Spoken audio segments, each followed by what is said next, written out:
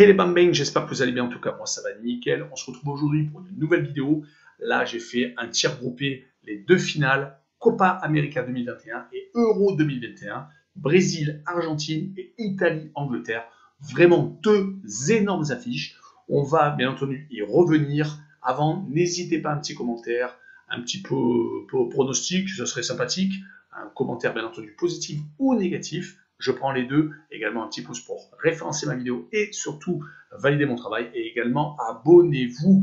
Voilà, franchement, les deux matchs qu'on va analyser pour cette vidéo, ils sont vraiment très attendus. Surtout le Brésil contre l'Argentine et bien entendu l'Italie contre l'Angleterre. Mais bon, ça, pour les Français, il y a un peu un goût amer car ils ne seront pas là pour être champion d'Europe, hein, car après la Coupe du Monde, vraiment tout le monde attendait que les Français soient champions d'Europe. Donc voilà, je pense que Brésil-Argentine va sans doute être plus regardé peut-être que Italie-Angleterre, ça c'est mon avis, car avec des stars planétaires comme Messi et Neymar, voilà, je pense que ça va attirer beaucoup de monde sur la planète, on est bien d'accord. Car en Europe, je pense que ce sera plus Italie contre Angleterre.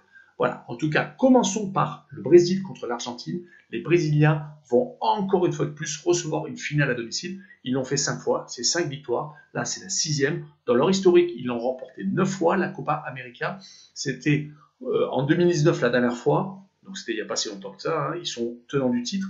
Mais Neymar était blessé, il n'était pas présent. Là, il sera présent. Adenor Tite, le sélectionneur du Brésil, va sans doute s'appuyer sur une charnière expérimentée. En tout cas, en défense centrale, ça sera sans doute Marquinhos et Thiago Silva, les deux Parisiens, enfin un ex-Parisien et un actuel Parisien, qui sera sans doute Marquinhos associé à Sergio Ramos.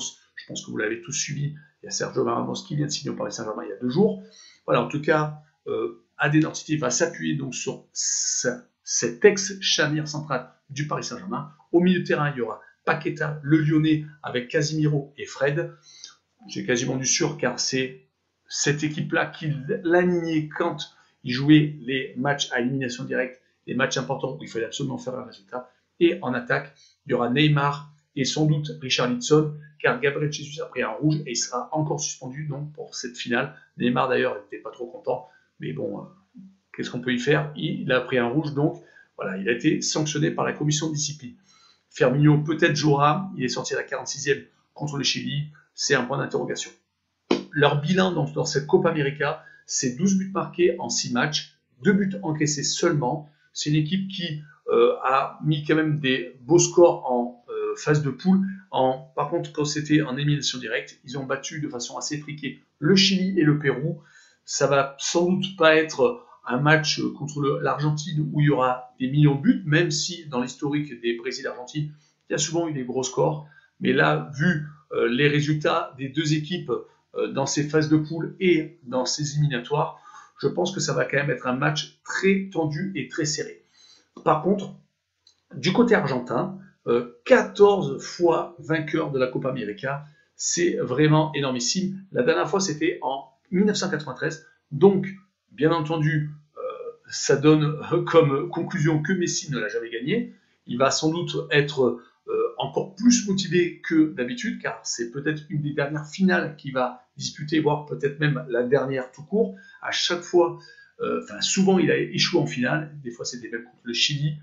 Donc voilà, l'Argentine va s'appuyer sur un peu comme Adenor Tite, donc pour le Brésil, sur un peu ses cadres. Otamendi sans doute en défense. Alors il va être encadré par Martinez, Quarta qui joue à la Fiorentina, et sans doute Acuna, voire Molina, donc Acuna Séville et Molina Udinese. Au milieu de terrain, il va mettre sans doute Paredes, car il a quasiment aligné à chaque fois. Il n'a pas beaucoup fait tourner Paredes. Lo Celso, l'ex du Paris Saint-Germain et qui joue à Tottenham, et De Paul qui joue à l'Udinese. En attaque, Lionel Messi, hein, donc voilà, l'immuable Lionel Messi, Lautaro Martinez sans doute, et Gonzalez qui joue à Stuttgart. C'était vraiment l'équipe à chaque fois qui l'alignait lors des matchs vraiment très importants où il fallait absolument faire un résultat. Sur le bilan, 4 victoires et 2 matchs nuls pour l'Argentine sur donc, cette Copa América. Les 2 nuls, c'est contre le Chili lors du match d'ouverture et contre la Colombie où ils ont passé par les tirs au but lors donc, de la demi-finale. Ça a été un peu plus compliqué donc, contre les Colombiens. Sur la Copa América, c'est 11 buts marqués et seulement 3 buts encaissés. Donc, sur les confrontations directes entre ces deux équipes, la dernière fois où les Argentins se sont imposés contre les Brésiliens en Copa América, on est bien d'accord, c'était en 1993. Depuis, c'était 5 matchs et à chaque fois, les Brésiliens se sont imposés, souvent à domicile, il faut l'avouer.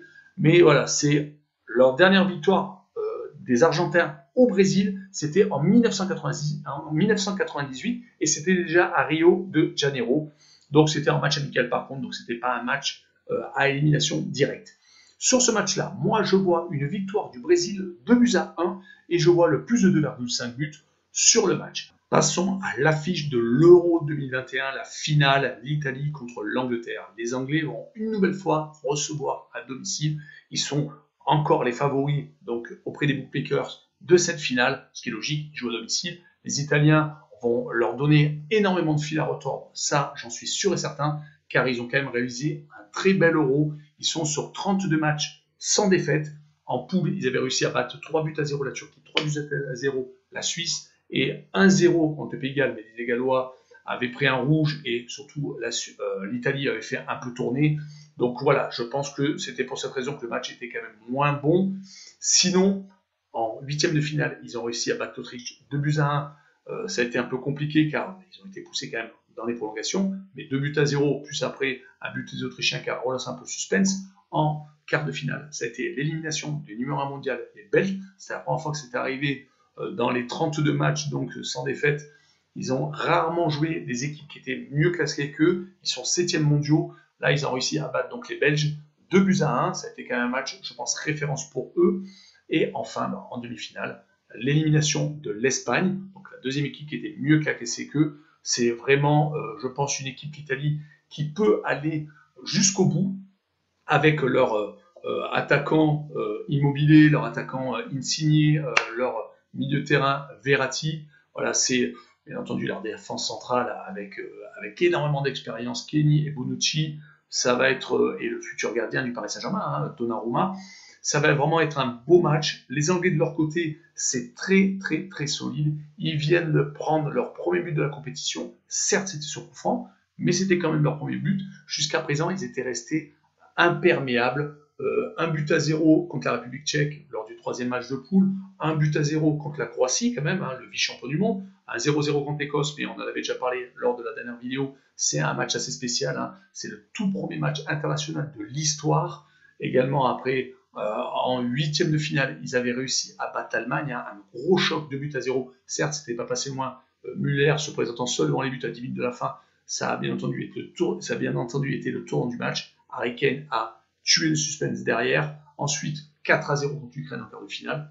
Donc, finalement, la demi-finale, un match vraiment, vraiment ultra intéressant contre les Danois. Un but partout à la fin du temps réglementaire et 2-1 donc dans les prolongations avec un penalty pas extraordinaire. L'image qu'on a quand on voit qu'un match se joue sur un penalty pareil, c'est quand même assez embêtant. J'espère que ça ne sera pas le cas en finale. C'est une équipe qui s'appuie sur un Sterling vraiment en pleine forme. Il a montré vraiment de très belles choses avec Manchester City, même si sur la fin de la saison, il était remplaçant. Il avait tendance à boucher un peu les trous, ce qui est un peu hallucinant quand on voit la forme qu'il a et comment il porte l'Angleterre. Et bien entendu, Harry Kane, qui continue à marquer des buts et qui est toujours le capitaine de courage de cette équipe. Il y a d'autres joueurs, bien entendu, Maguire.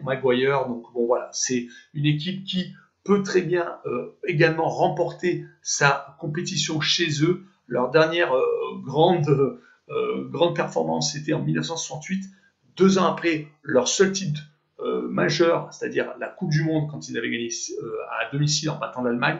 Leur dernière place, donc c'était une troisième place en 1968. Donc ça remonte vraiment à très très loin. Les Anglais attendent ça avec énormément d'impatience. Sur ce match-là, moi je vois le 1 but partout, donc je vois vraiment le match super serré et je vois le away no bet car l'Angleterre sera sans doute à l'extérieur sur le tirage au sort. Away no bet, donc le match nul remboursé, 6 victoires de l'Angleterre car je pense qu'ils sont quand même favoris sur ce match. Voilà, on en a fini avec cette vidéo. Merci de l'avoir regardé. N'hésitez pas à mettre vos pronostics, surtout un petit pouce et surtout abonnez-vous. Ciao les bambins!